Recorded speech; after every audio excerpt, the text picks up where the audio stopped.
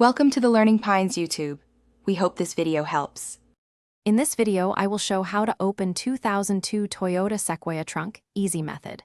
Locate the interior release handle, usually by the driver's seat or under the dash. If interior release fails, try the manual key in the trunk lock or use the backseat access method.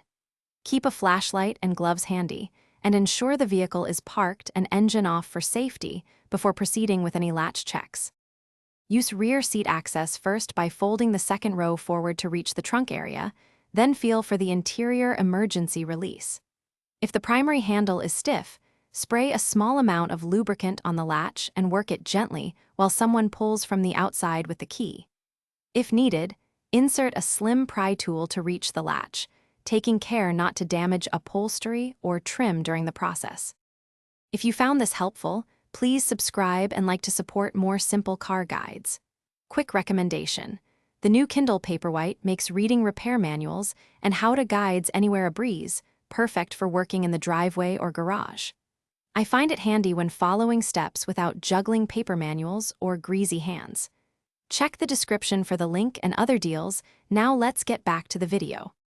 If opening still fails, confirm the key fob battery is good and the manual key turns freely. Inspect the latch area for rust, dirt, or a snapped cable that can stop the mechanism from moving, and gently clean or lubricate the parts you can reach. Avoid forcing the latch heavily, and if a cable is broken or internal parts are damaged, keep the trunk secure and arrange a professional repair to restore reliable operation. Thanks for watching. Consider subscribing if we helped you.